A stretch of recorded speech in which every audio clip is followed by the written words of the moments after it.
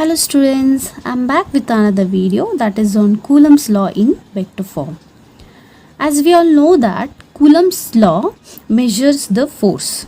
In short, we can call it as a Coulomb's force, right? So Coulomb's force is again a vector quantity. Force is a vector quantity, we all know that. Then what do you mean by a vector quantity? A quantity which gives magnitude, direction and as well as it obeys triangle law of vector addition. Such quantities we classify them as a vector quantities, right? So it is very much necessary to write Coulomb's law in vector form. So this might be the 3 marks questions in your board examinations. State Coulomb's law in vector form. So this is what we are going to study now. So to study it, what we have to do, we have to consider a coordinate system, xy system here. Okay, xy plane I have considered. This is the origin O. So what is origin then? It's a point from which we start to measure the things. So these all things we have studied in PUC 1, right? From origin, here I have drawn x-axis and this is a y-axis. So in this xy plane, what we are going to do, we are going to place the two charges separated by certain distance. See, here I'll consider the first charge, okay, and I'll name this first charge as Q1. Okay, so this Q1 is placed over here in this space, in this xy plane, right? So now what we have to do, since we are talking it in a vector form, we are writing it in a vector form, it is very much necessary to locate it, right? To locate the charge, what we have to do here, we are taking help of a position vector. So what do you mean by position vector? A vector that locates the thing, that locates the object or that locates the body is called as a position vector, right? So now Q1 is at this place, so we have to measure its location. We have to find its location with respect to what? With respect to origin, right? So I'll just draw position of this Q1, right?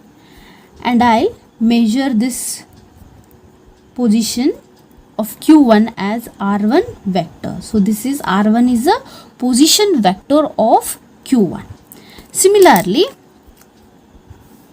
in the same line, I'll consider another charge and I'll name this charge as Q2. Okay. So same way as we did for Q1, we have to find the position vector of Q2 with respect to what? Origin. So I'll draw a line which gives us what? R2. So R2 vector is what? It's a position of Q2, right? So what is Q1 here? Charge. It is a charge having position vector R1 vector, R1. And what is another charge here? Named it as Q2. Its position vector is R2, right? I hope you understood up till here. Now, see what happens at this stage is Q1 and Q2, both the charges, they are kept apart from each other. Can you see here the distance between them? Yet I have not measured it. We will see it later on. Now what happens in this case is, if suppose we consider these two charges as a like charges, I mean to say same kind of charges, then what happens? Okay, so here if you have to consider like charges itself, if you consider like charges, then definitely they will get repel, right? So repulsion is a good test, I can say. So through repulsion we can easily find the presence of force. So it's better to use here to locate here two same kind of charges. So assume both are positively charged particles. Now what happens? Q1 is interacting with Q2 I mean to say Q1 is exerting force on Q2 and in turn Q2 is exerting force on Q1. Okay, so Q1 applies force on Q2 and in turn Q2 is applying force on this. So what happens? Q1 and Q2, assume these two are the charges here. Okay, these two pens are the charges. What happens? This Q2 is applying force on Q1 and in turn Q1 is applying force on Q2. So what happens? This is pushing this side and this Q1 moves in this direction and in turn Q1 is applying force on Q2. So Q2 will move this side. So this is the thing happening here. If you imagining, are you imagining that? So these are the two charges. When they apply force on each other, what happens? They get repelled in this way. Okay, I hope you're imagining the things. So that have to show it in the vector form, right? So here now see, Q2 is applying force on Q1. In which direction it goes? This direction it is applying. Q2 is applying force on Q1. In which direction? This direction. So what will be the direction of force now?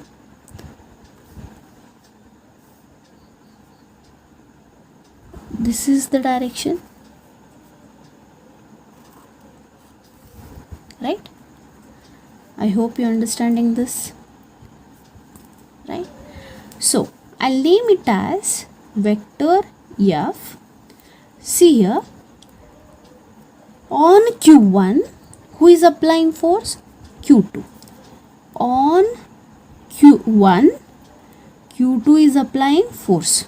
So this is the notation for force. See how vector F we are writing 1 2. Why I am writing here 1 2? Because on 1 Q2 is applying charge. So 1 2, that is the subscription what you are writing for first force, right? Now similarly Q1 applies force on Q2. So what is the direction of force? This is the direction force and this force is repulsive force. You can see both are in opposite direction, So what will be the notation of this force?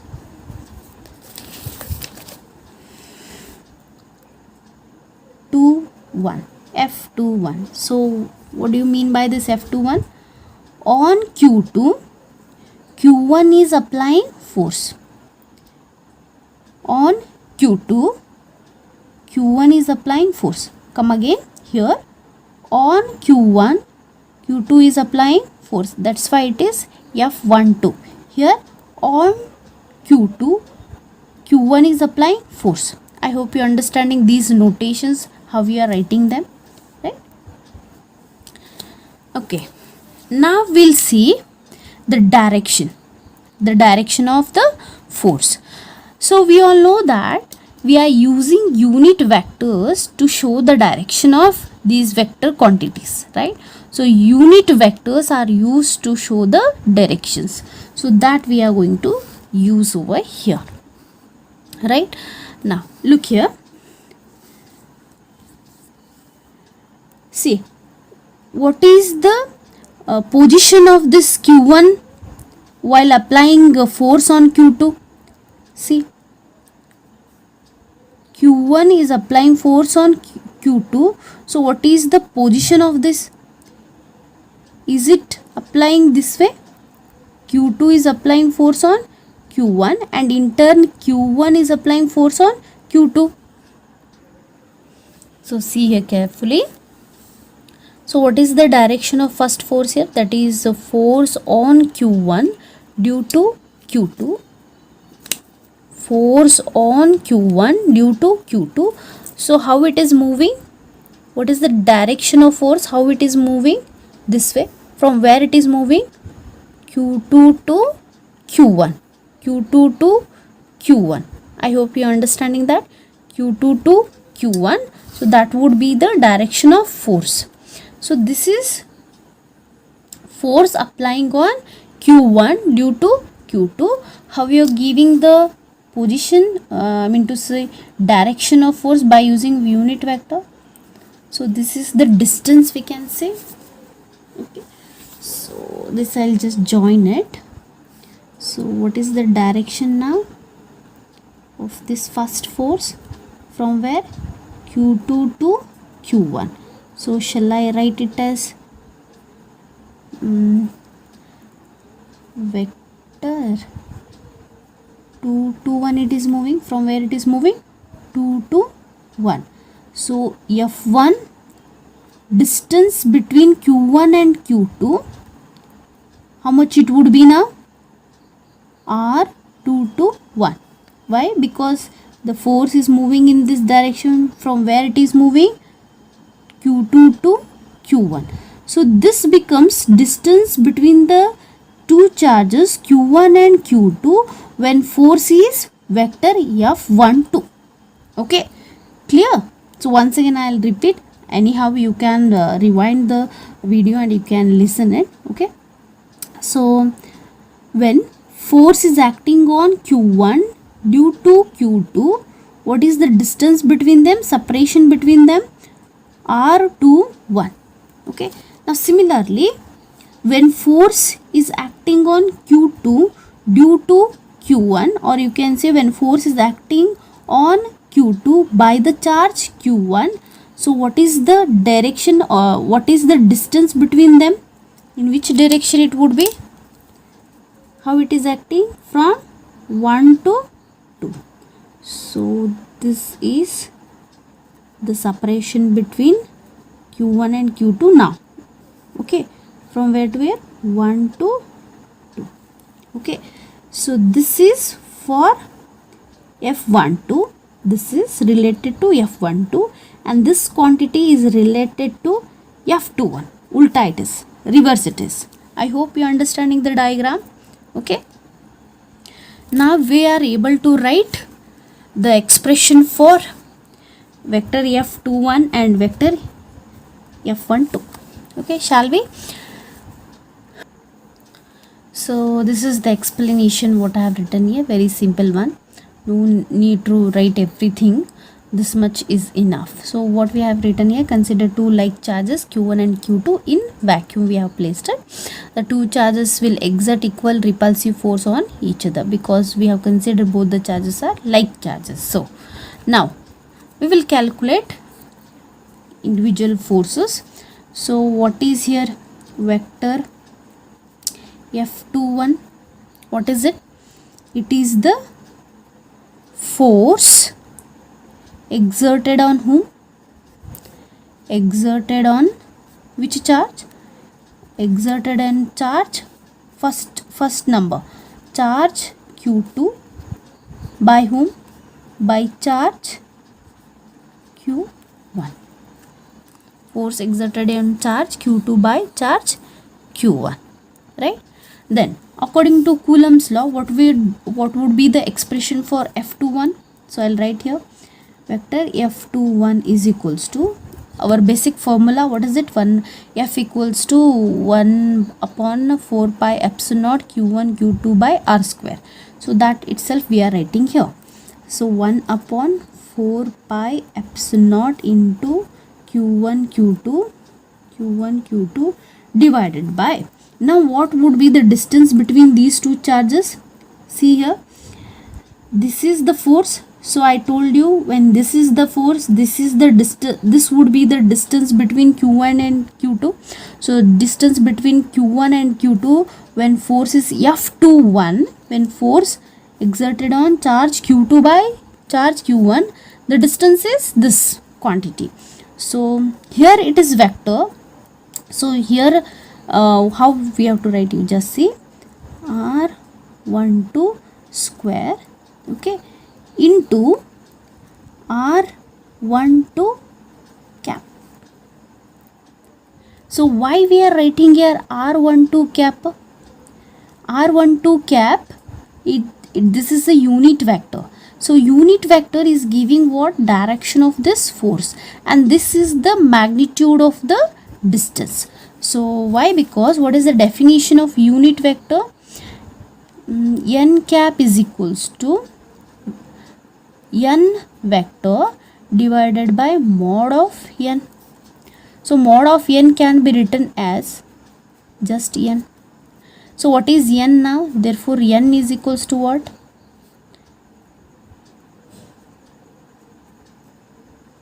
N cap.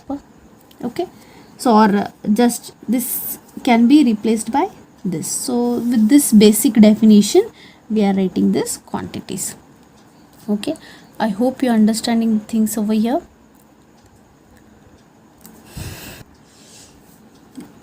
Or what is n vector now? N vector is n into n cap. So similarly here r vector 1 2, similarly r vector 1 2 is equals to r12 into r cap 1 2. So in place of r vector 1 2, can I write this quantity? So here I have written this quantity, but unit vector is written overall for the entire bracket. Okay, so it can be written here or here for the entire bracket. Okay, I hope you understand this. This is for your reference. Don't include this in the notes, sir. Just for your reference, side by you can write it. I hope you understanding this. If you want, you can take a screenshot of that. Okay, so let us name this as equation number 1. Now, so what is r cap 1 2? It's a unit vector which gives the direction of force vector F2 1. Similarly, so are we able to write the equation for vector F1 2? What is that? It is nothing but force exerted on which charge? First number, on charge Q1 by Q2. Correct. So what would be the expression now according to Coulomb's law? 1 by 4 pi epsilon naught into Q1 Q2 divided by. So here instead of writing r square, what is the distance between Q1 and Q2 when this is the force? Look at the diagram here. So when on Q1, Q2 is exerting force, then what I told you this would be the distance. So distance between the two charges, how you can write here? By this reference. Okay, so what is vector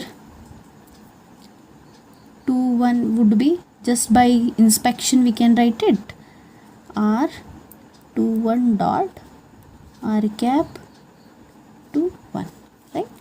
So shall I write here r opposite of this 2 1, here 1 2, here 1 2, here 2 1 square, it is r square into overall unit vector multiply by unit vector.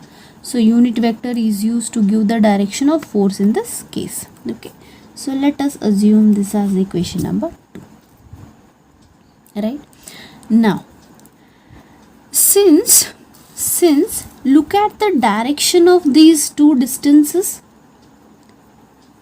between these two position vectors, you can say distance or just position vectors. Okay, so look at these two position vectors, same distance.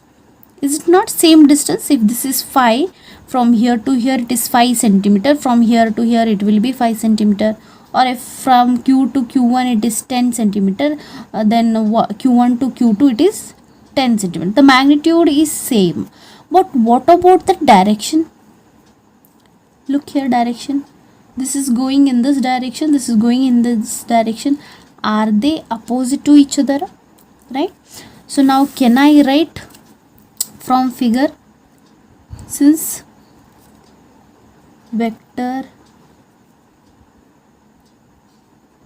2 1 is equal to vector 1 2, they are equal in magnitude, but this is the sign to mention the opposite direction. Okay, so are they opposite to each other? So hence negative sign indicates that they both are opposite in direction. Okay, so let us assume this as equation number 3.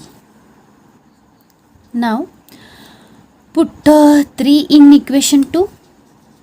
Put 3 in equation 2, means this value we can substitute in this above equation. So what do we get? So therefore by substituting equation 3 in equation 2, we get vector f12 is equals to 1 by 4 pi epsilon naught q1 q2 divided by. So what is r square 2 1 here?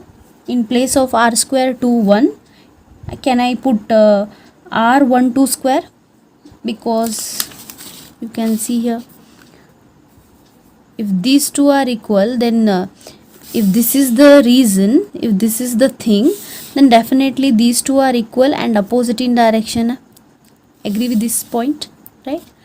So in place of, I told you equation number, this equation, right, 2. So this is been substituted by what now? It is substituted by vector 2 1 is substituted by r12. So vector r12 is nothing but what?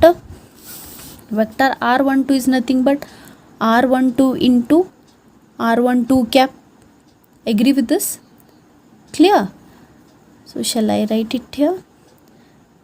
Vector r12 is equals to minus of vector 2 1. So vector r12 is equals to what? Vector r12 into r cap 12 is equals to minus of vector r21 is equals to what? This quantity r21 dot r21 cap. Clear? So this, if this is the case, then this is also equal here. So these two are equal, means their values, this definition is also equal over here. So in place of 2 1, I can put this. So what would be the relation now? So 2 1 is equals to 1 2 square into r cap 1 2. But are they opposite? So hence direction is shown here opposite. So here unit vector is used to show the direction, so I have to put here minus sign. So therefore vector 1 f2 is equals to, look at this expression now. Okay, leave this minus, close this minus, just look at this expression. Is it not this expression is similar to your equation number 1? See here, right? You pause it and you just see it, right? Substitute that. So in place of this minus as it is, so this whole quantity, it becomes what? Vector f2 1. So this is the relation, right? So this is Coulomb's law in vector form. So what it shows, what it concludes, by the way, okay, that Coulomb's law obeys Newton's third law. Is it not? What the Newton's third law says, that the equal and opposite forces, how the forces are, they are equal and opposite to each other, equal in magnitude and opposite to each other in direction. So this is our Newton's third law. So that is your Coulomb's law is obeying Newton's third law. That means forces are equal in magnitude and opposite in direction. So this is one conclusion what do we get. And the electrostatic force between the two charges is a central force. Central force means what now? If this is one charge and here is another charge, central means center to center. So the line joining it is the force acting along the line joining, not here or anywhere somewhere else. It is always acting along the line joining the centers of the two charges, right? So this is been concluded from this Coulomb's law. But we have certain limitations of this Coulomb's law. Coulomb's law is it is not a universal law, okay, and it is always applicable for a stationary point charges, rest charges, and point charges, okay. So it has some drawbacks over here, and also it is a medium dependent law, means it depends upon the medium. So as the medium changes, the strength of the force also changes, okay.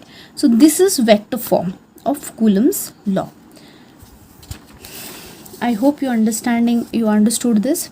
If not, it's a bit complex thing, I can say. So repeatedly you watch this video so that you will understand it, okay. So all the things you hear it properly and watch it properly so that you will understand this video very well, right? Now we'll see the extended form of this vector, okay. So see here, this is the measurement origin to q1. So here I have to show the arrow mark, right? And from here to here you are measuring the distance between the two charges, right? So this is the overall direction, right? And q2 is measured from origin to this q2, from origin. So how is the direction you are measuring? In this way. So you have seen, I think, so I have drawn the line from origin to q1, origin to q2, isn't it? So the direction would be in this way. Now, so by applying triangle's law of vector addition, I'll show you this extended form of this vector form of this Coulomb's law. So this is our diagram, okay. So directions must and should. If no arrow mark, no vector is shown, then you will get 0 in the examinations, okay, in the state board examinations, okay. So diagram is must and should, and arrow marks are very important to show the vectors, right? Now okay, we know that the definition of unit vector, earlier I told you what is the definition of unit vector. Here I'll take r cap 1 2 definition. R cap 1 2 is equals to vector r12 divided by mod of vector r12, which is also equals to vector divided by mod. If you take it out, then it is left out only r12, or vector 1 2 vector r12 is equals to, multiply this here. So earlier we saw into r12 cap, right? So this I'll consider as equation number 4, okay, agree? Now, so I told you I'll derive this extended version from triangle law of vector addition, from triangle law of vector addition. So for this you have to refer the diagram. Now you have to refer the diagram. So what this triangle law says,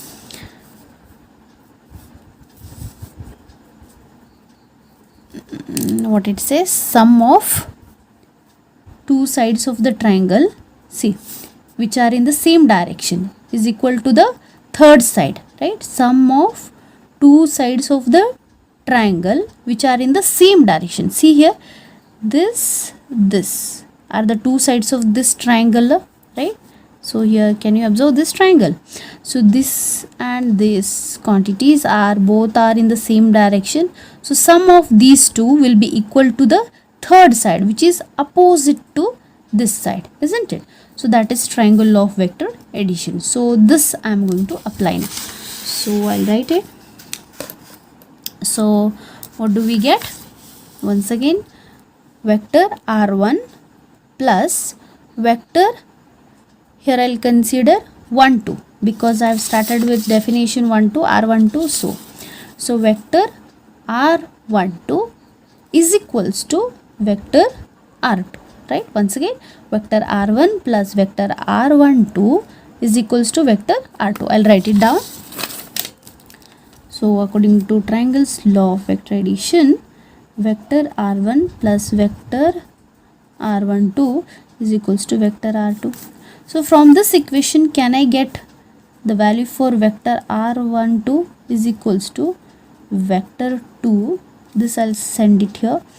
Vector r1 minus, correct? So I'll mention this as equation number 5. Okay, agree with this? Now, in equation 5, can I put equation 4 in place of vector r12? Here I can put this value here. So put 4 in 5, right? So I won't write it directly, I'll write.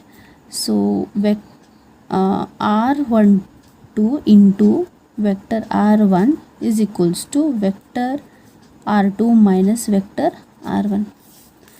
So therefore r12 is equals to what? Vector r2 minus vector r1 divided by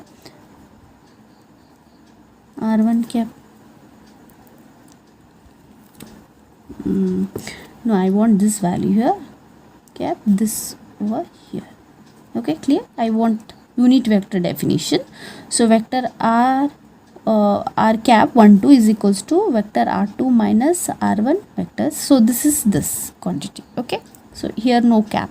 Okay, magnitude of vector r12 it is. So I hope you understood this equation. So let us mention this as equation number 6. So what we did in equation 6, what we have derived here, we have found the value of unit vector r cap 1 2. So where do we have r cap 1 2 in our previous two equation 1 and 2? You just see equation 1 and 2. Here is these two equations. So r12, here it is 2 1. So where I have to substitute this value? Equation 6, where I have to substitute? In equation number 1. Why? Because here the quantity r12 square. So here I have to substitute, not here, because it is r21. What we have done? We have found the value of r cap 1 2. So which is suitable for equation number 1. So this equation 6 is substituted in equation number 1. So now substitute equation 6 in 1. So I'll just rewrite equation 1. Vector f21 equals to 1 by 4 pi epsilon naught into q1 q2 by, what do we have here? Square into, so this is the equation. So here where do we have r square 1 2? There we are going to substitute this equation. Okay, so 1 by 4 pi epsilon naught q1 q2 divided by r12 square into, so what is the definition of r cap 1 2? We calculated now equation 6. So here I'll put that. So what is it? Vector r2 minus vector r1 divided by r12. Clear? So therefore vector f21 is equals to epsilon naught into q1 q2 by, so this is as it is. See here, square, this is 1. So what it becomes? 1 2 cube into vector 2 r2 minus vector r1. Okay, so this is the extended form of Coulomb's law. So similarly, just by inspection can we write, no need to derive again, it becomes very lengthy. So can we find vector f12 just by inspection here? See here, 2 1 1 2.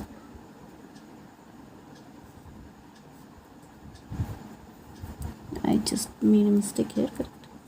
No, it's correct, right?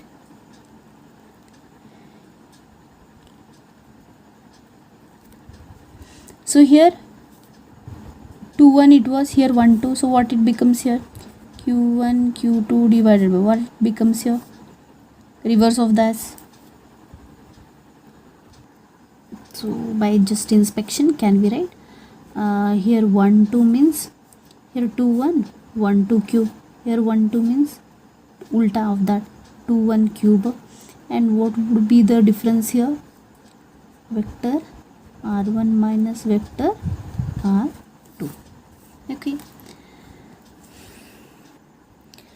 Okay, I hope you understood this. Or see, you can write vector f21 is equals to 1 by 4 pi epsilon naught into q1 q2 divided by what is r2 r12. If you take mod of this, so just see over here, this quantity r12, this quantity, if you take mod of this quantity, then you will get mod of this. R12 is what? R2 minus R1 vector, right? So mod of R1 vector R12 is just R12. Okay, so this is R2 minus vector R1. So wherever I have R12, I am going to substitute this. So you can stop up till here, or you can just extend it. So this equation I am writing over here, 1 by 4 pi epsilon naught q1 q2 by, this is what? R2 minus R1 vector mod cube, it is here cube, into this quantity. And what about vector f12? 1 by 4 pi epsilon naught q1 q2 by, so it was r12, it was r2 minus r1, 2 1, then it would be reverse of this.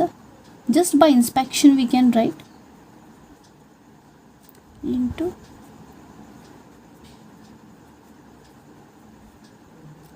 okay. So this is mod of this.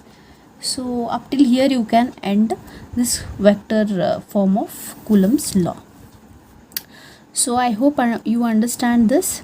So if not understanding, pause the video, rewind the video, and repeatedly you watch it. You will understand, definitely you understand, because this is a bit complex thing, I feel. So but quite very easy if you understand the basics, like triangle law of vector addition and all. If you understand definition of unit vector, position vector, if you know these things, basics things, then definitely you can solve this. Okay, so that's all today's class. Thank you, students. I hope you may like this video, and like this, share it, and practice the things whatever we have discussed up till now, especially vector form of Coulomb's law. You practice it, definitely you will understand the concepts. Okay, and we'll meet in the next video. Bye.